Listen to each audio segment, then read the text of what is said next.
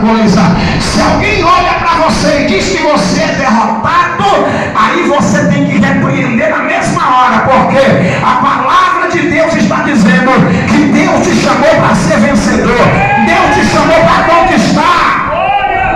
Glória a Deus! Então quando ele achou interessante a proposta de Balaque, ele foi consultar a Deus, mas Deus repreende Balaão. E Deus diz: Balaão, como é que tu queres amaldiçoar aquilo que eu abençoei?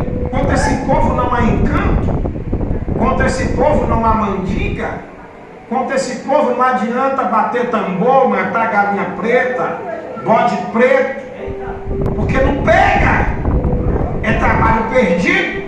É dinheiro jogado fora de quem comprou a galinha. Poderia para estar levando para a encruzilhada, para o cemitério, para tentar investir contra a vida de quem já existe um sangue que é mais poderoso do que de galinha, de bode, sobre a minha vida e sobre a tua vida. Um sangue poderoso que é o sangue de Jesus Cristo de Nazaré.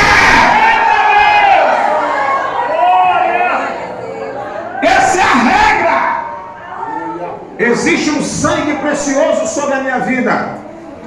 Este sangue, ele automaticamente já me guarda, já me quebra de todos os laços, de qualquer coisa, de qualquer maldição. Agora, a exceção, quando é que uma maldição pode adentrar na vida de um homem de Deus, uma mulher de Deus que já aceitou Jesus como Salvador? Primeiro, quando eu não creio nesta palavra que eu acabei de dizer para você. Quando alguém te amaldiçoa, mesmo sem ter autoridade, porque deixa eu te dizer uma coisa: o que é maldição? Maldição é um veredito dado por alguém que tem autoridade. Não é qualquer pessoa que pode sair amaldiçoando. Para que alguém lhe amaldiçoe, precisa ter autoridade sobre a sua vida. Tem que ser uma autoridade. É uma sentença de uma autoridade. Isso é uma maldição, dentro da legalidade. Quem é que tem autoridade sobre a sua vida? Primeiro, Deus. Segundo, seu pai. Terceiro, sua mãe, seus patriarcas.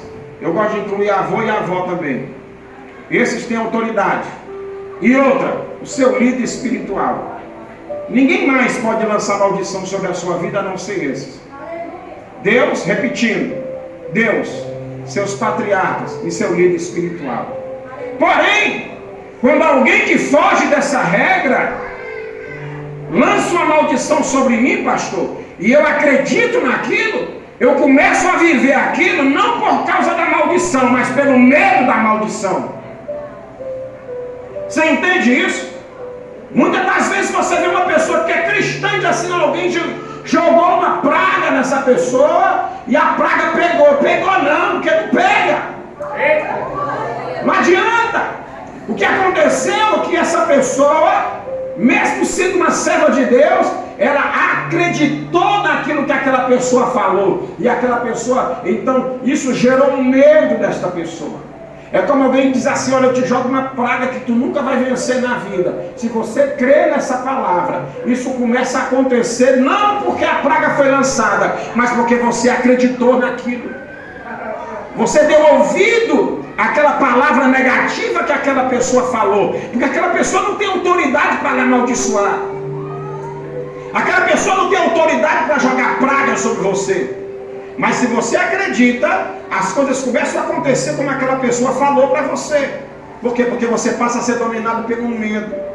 Você vai dormir pensando naquilo. Aquela pessoa falou que não vai dar certo. Então logo isso rouba as tuas forças, rouba as tuas energias, rouba a tua fé. Enquanto que a Bíblia está dizendo o contrário. Ela está dizendo, se alguém diz para você que você é fraco, a Bíblia está dizendo: diga ao fraco que eu sou forte. Se alguém está dizendo assim: olha, ei, tu não vai conseguir não. A Bíblia está dizendo assim: em Cristo eu sou mais que vencedor. A ausência de conhecimento da palavra às vezes nos leva a crer em coisas que nem existem. Porque maldição lançada em quem não tem autoridade para lançar existe na vida de quem acredita, de quem crê na palavra negativa daquela pessoa. Glória a Deus. Mas se você tem entendimento que está debaixo de uma autoridade maior, deixa quem quiser falar que eu vou perder. Deixa quem quiser falar que eu não tenho força. Quem tem boca fala o que quer. A minha vida, ela não vai ser da maneira que as pessoas falam. A minha vida, ela é determinada pelo que a palavra de Deus diz. É essa palavra que vai dizer o que é a minha vida. As pessoas às vezes se vivem tão preocupadas com o que as pessoas pensam de você, o que as pessoas falam ou lançam sobre você. Te preocupa mais com o que Deus pensa de você. Glória a Deus. Com o que Deus fala para você. Aleluia. Então não existe maldição lançada sobre quem não tem autoridade. Quem conhece a Bíblia já repreende na hora. Com que autoridade você quer me espraguejar? Quem te deu autoridade para lançar maldição sobre a minha vida? Existe uma autoridade maior na minha vida. Então quando você repreende isso, já era, acabou. E o incrível, na minha experiência pastoral, é que como isso tem acontecido dentro do cristianismo. As pessoas se deixam levar pelo que alguém lhe diz. As pessoas têm a sua vida dominada pelo que alguém determina o contrário. Alguém diz que tua casa não vai vencer, a Bíblia diz assim: eu e minha casa serviremos ao Senhor. Por mais que as circunstâncias sejam diferentes, porque você vive por fé e não por vista. Você não vive pelo que você está vendo, você vive pela promessa de Deus que está sobre a sua vida. E tem gente que deixa de dar atenção à promessa para dar atenção para alguém que anda falando besteira, lançando palavras negativas sobre a sua vida. Há um sangue poderoso, eu já disse aqui e vou repetir. Há um sangue derramado na cruz do Calvário. É o sangue da nossa vitória, da minha vitória, da tua vitória. Nem a morte tem poder sobre esse sangue. Quanto mais a língua do linguarudo, forastão, que não sabe nem o que está dizendo.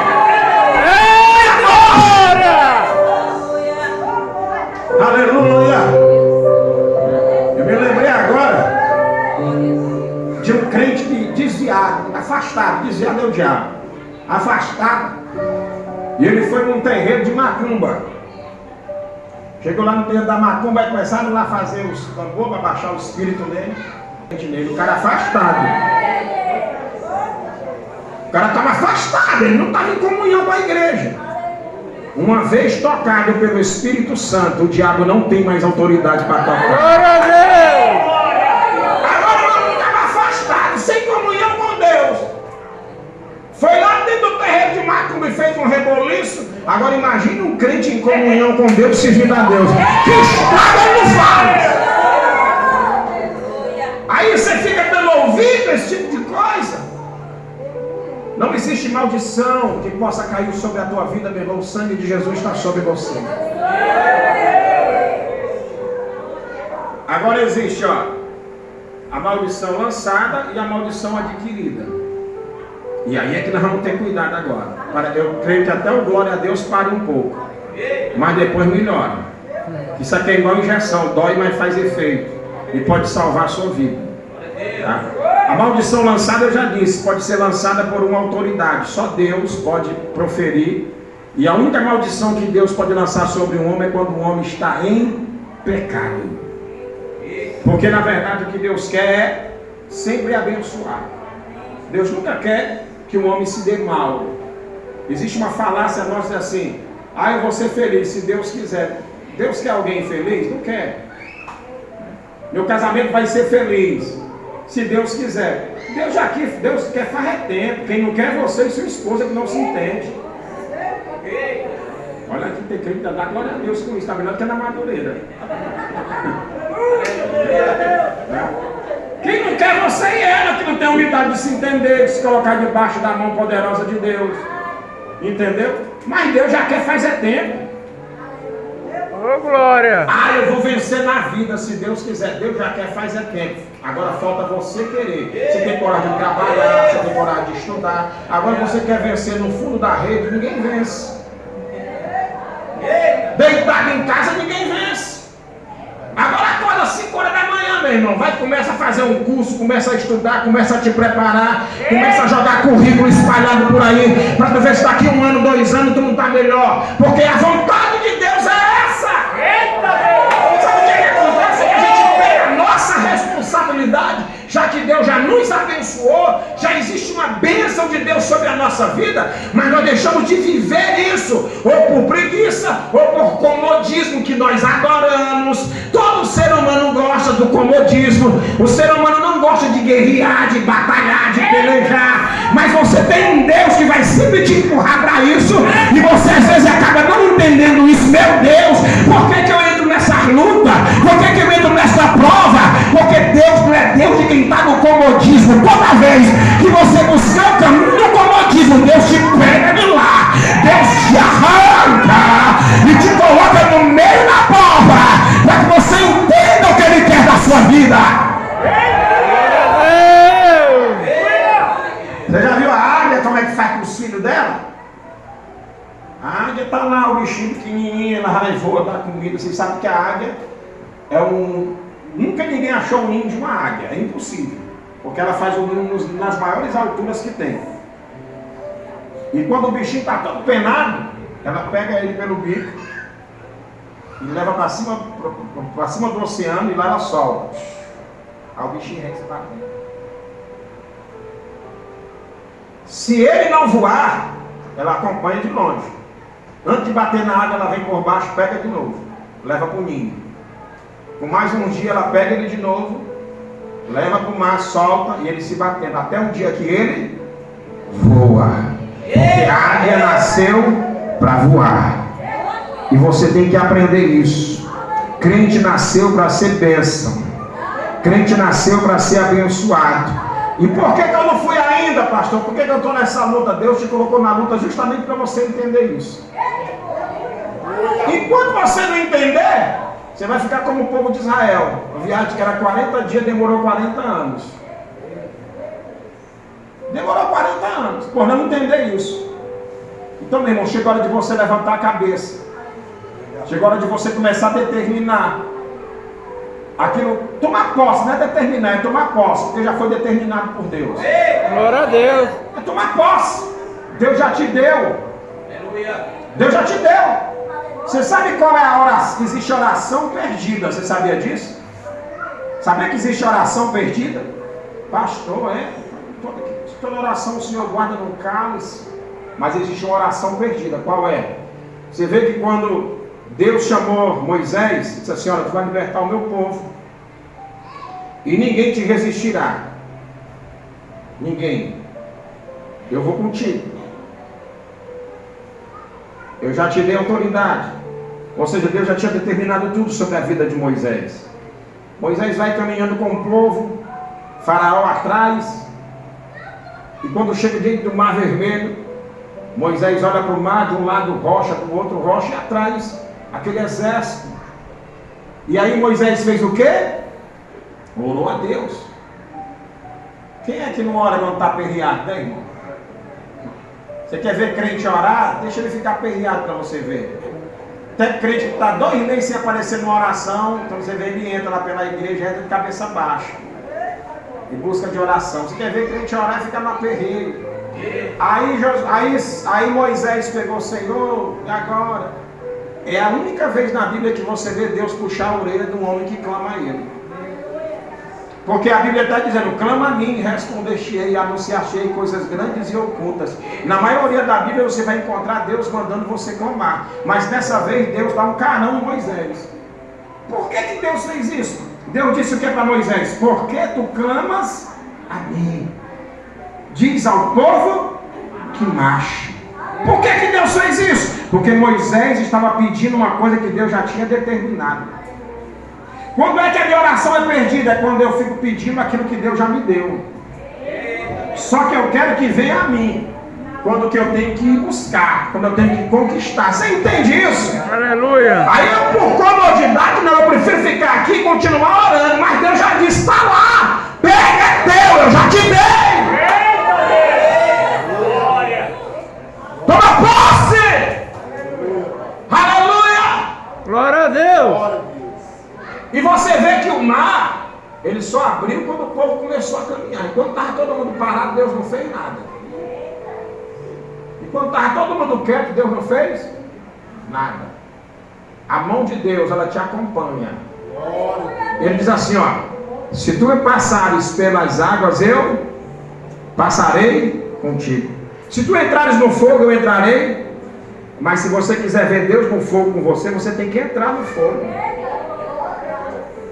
Se você ficar na frente do fogo, bora Jesus, vem comigo. Bora Senhor, vem comigo. Não adianta. Confie nele, entre no fogo, ele não te deixa só. Ele não te desampara, louvado seja Deus. Aleluia. Então a vontade de Deus é que eu seja uma bênção. Ele disse isso para Abraão, quando disse: Abraão, sai do meio da tua parentela, vai para o lugar que eu te mostrarei, mas ser tu uma bênção. Deus me chamou para ser bênção. Glória a Deus. Deus me chamou para ser bênção para a minha igreja, Deus me chamou para ser bênção na minha casa, Deus me chamou para ser bênção onde eu trabalho, onde eu boto meu pé é abençoado. Se eu for trabalhar numa bodega, a bodega vai vender mais do que vendia. Vai ter mais alegria na bodega, a bodega começa a prosperar. Se eu botar um pé numa empresa, Deus abençoa aquela empresa, porque eu estou lá. Aonde eu andar, aleluia. Sabe o que eu estou querendo dizer aqui? Você é a bênção, você não tem que andar atrás de bênção. A bênção está com você. Essa rua aqui era uma maldição, era uma desgraça, mas eu vim morar aqui, agora vai ser bênção. Você entende isso? Aleluia! Eu estou chegando numa cidade nova. Às vezes você é pastor, chega para pastorear uma cidade nova, aí você começa a conversar com as pessoas dizem assim: pastor, aqui é difícil, aqui é não sei o que, aqui é assado, aqui é cozido, eu só comigo era. Toda vez que aqui é, eu digo era. Por quê? Porque eu cheguei? Não, porque eu acredito que Deus pode fazer diferente. Glória a Deus. Eu creio no que a palavra de Deus diz para mim, que eu tenho que ser uma bênção. Então se eu estou chegando, eu estou aqui hoje, então nós estamos aqui, nós somos tudo bênção de Deus. Aleluia. Essa é a vontade de Deus. Glória a Deus. Agora existe a maldição lançada por pais. E essa você tem que ter cuidado, meu irmão. Porque o que tem de crente que não tem sabedoria, esse meu filho não presta. Esse meu filho é isso. Você está amaldiçoando seu filho sem perceber. Eu sou irmão de 4 pastores. O meu pai, o pastor Guilherme, é o único pastor que eu conheço. Eu sei que existem outros, que eu não conheço o mundo todo, nem o Brasil todo. Né, irmão? Eu estou falando dos que eu conheço, amém? Dos pastores que eu conheço, o único pastor que tem 5 filhos homem, e os 5 são pastores, é meu pai, que eu conheço. Nós somos 5 filhos, 5 pastores. Agora, por que nós somos pastores? Nós nascemos pastores? Não. Eu já andei no mundo, eu já bebi, eu já fumei, meus irmãos já fumaram, já usaram droga, eu já usei droga. Mas nós crescemos, a nossa mãe dizendo assim: ó, vai ser pastor. A minha mãe dizia assim para mim: meu filho, quando eu estava grávida, a profeta botou a mão na minha barriga e disse que eu ia cuidar, mas que não era meu, que era um profeta que estava nascendo, um porta-voz de Deus na terra, e eu sei que eu estou só cuidando de você para a obra de Deus te usar. E minha mãe sempre lançava essas palavras na nossa vida. A gente mesmo, não era a gente na igreja cantando, não. Uma vez quando eu fui para o mundo, meus irmãos acompanharam. Mas mesmo a gente no mundo, uma vez eu passei no corredor, minha mãe estava no quarto conversando com a minha tia. E a minha tia diz: rapaz, os meninos tudo desviado. Eu disse a minha mãe: sempre tempo. Meus filhos não nasceram para estar no mundo. Meus filhos são homens de Deus. Sabe o que é isso? Bênção. Da tua boca tem bênção e tem abençoe seu filho.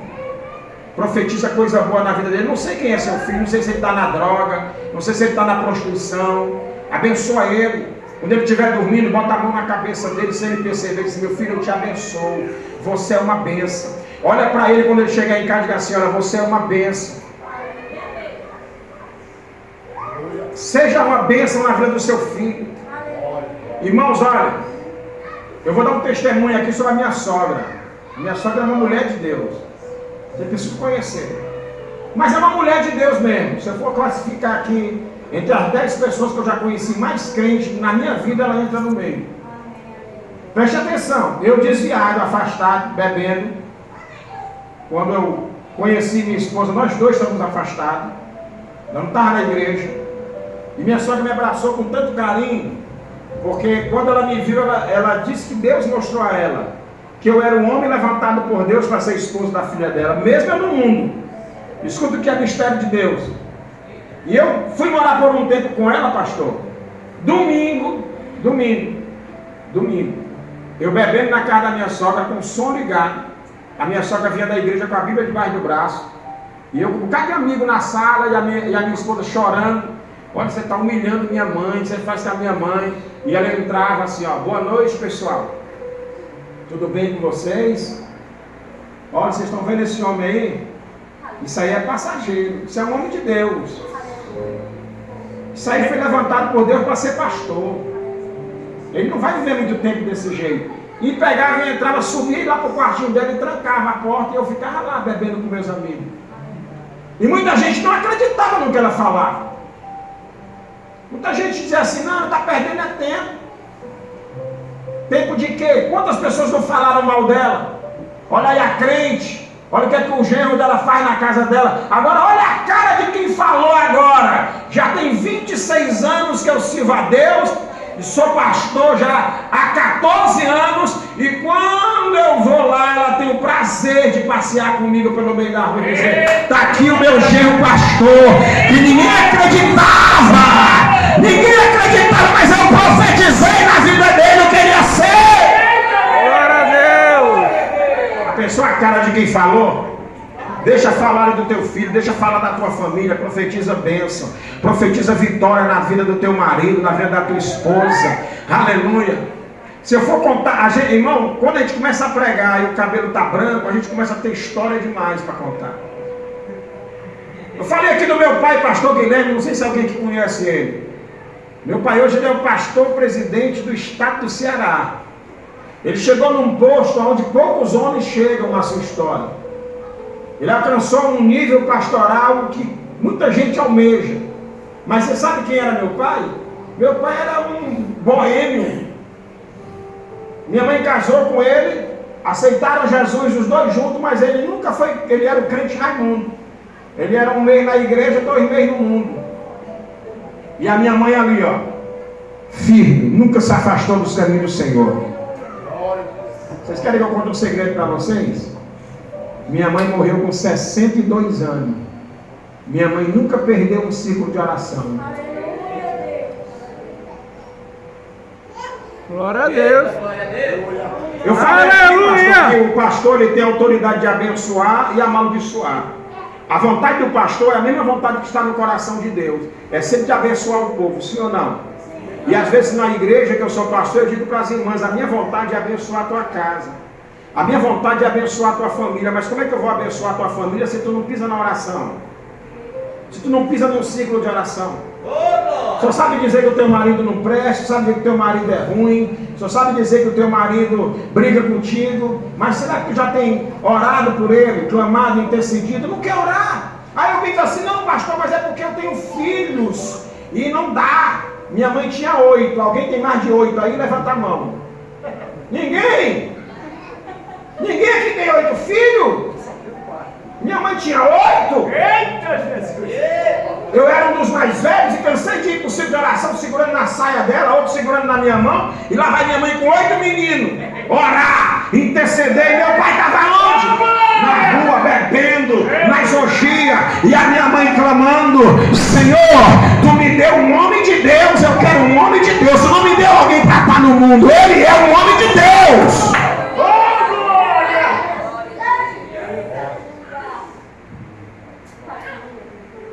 Um ano orando, 2 anos, 3 anos. Eu adoro campanha. Parabéns pela campanha de vocês. Mas cuidado que... Quantas semanas são, pastor? Quantas semanas são? 7 semanas. Mas a campanha não quer dizer que ela vai mudar a tua vida, não. Campanha não é um despertamento. Porque às vezes o crente pega e diz assim, a minha vida não mudou, não vou mais para a igreja. Não. A campanha é um despertamento. Você veio aqui para aprender que Jesus quebra a maldição. Que não há maldição sobre a tua vida. Mas você tem que pegar o que você vai receber, essa bagagem todo dia nessa campanha, você vai ter que levar para a sua vida toda. E eu digo isso por quê? Porque minha mãe orou 1 ano, 2 anos, e meu pai do mesmo jeito, crente Raimundo, igreja mundo. 4 anos, 5 anos, eita pastor. Tudo isso, porque eu conheço irmãs que oram 1 ano pelo marido, 6 meses, porque hoje a moda é deixar. Eu vou deixar. Pastor, eu quero me separar. E quem disse que você pode se separar? Quem foi que ensinou isso para você? Onde foi que você leu isso? Porque a Bíblia diz que até a morte o separa, a não ser que você morra. Você morrer, você quer morrer, amém. Entendeu? Mas se você não quer morrer, o pastor perguntou se alguém quer morrer aí. Alguém quer morrer? Não, né? Então se ajeite, meu irmão. Se ajeite. Entendeu? Porque até a morte o separe. Aleluia. E a minha mãe orou 5, pastor 5, 6, 7, 8, 9 anos. 9 anos. E as pessoas assim, olha o conselho, ó, conselho do ímpio. Mulher deve ser besta. Para de ser besta. Larga esse homem. Todo esse tempo tu sofrendo. E meu pai, 4 dias na rua. 4 dias. 4 dias. Nunca foi um pai ruim, não posso dizer isso. Nunca. Não. Assim como a maldição é hereditária, o nosso tempo já está passando, eu ia falar disso. A bênção também é hereditária. A bênção que veio sobre o meu pai veio sobre os filhos. De quem acredita no poder da oração, meu irmão. Da intercessão, do clamor. Então tenha cuidado quando você abrir a sua boca para falar alguma coisa do seu marido, para falar alguma coisa dos seus filhos. As pessoas me encontram por aí, pastor, como é que você está? Eu estou uma bênção. Às vezes eu estou só caco. Só Deus sabe como é que eu estou. Às vezes a minha cabeça está desse tamanho, cheia de problema. Entendeu?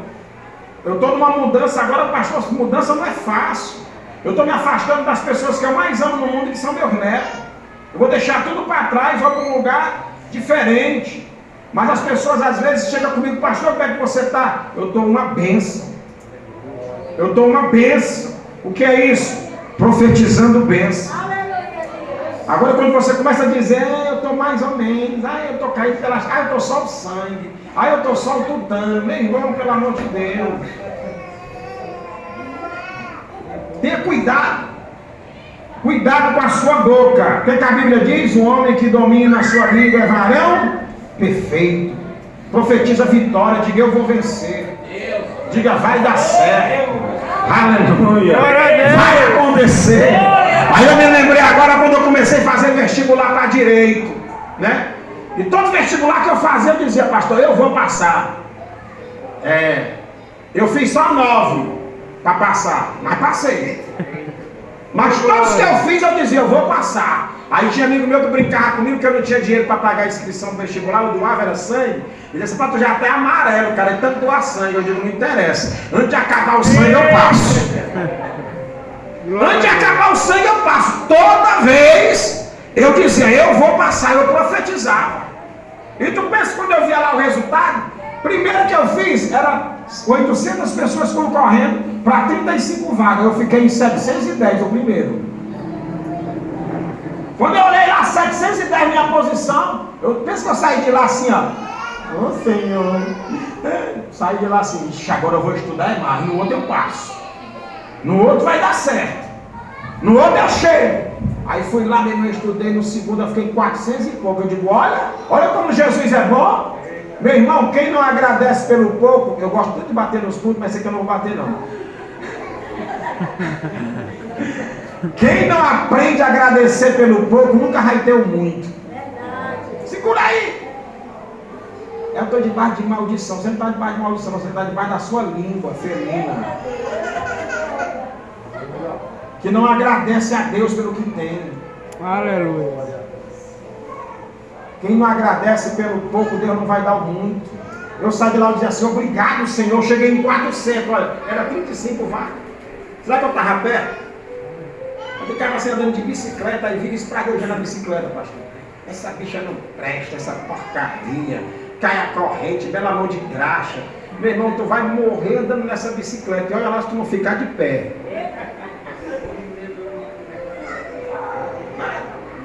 Você tem que fazer o seguinte: Senhor, obrigado, Jesus, por essa bichinha que o Senhor me deu. Louvado seja Deus. Aleluia. Quanta gente por aí de pé. E eu aqui nessa bike pedalando. Quando você menos pensar, você não está mais pedalando, você está acelerando.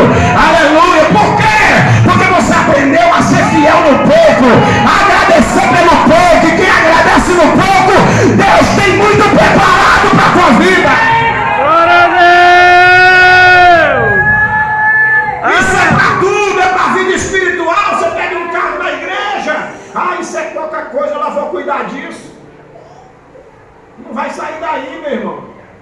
Aprende a cuidar de um pouco para você ver. Ô, glória! Eu sei que para encurtar a história, meu irmão, quando foi no nono, eu cheguei lá na UVA para fazer o vestibular, pastor.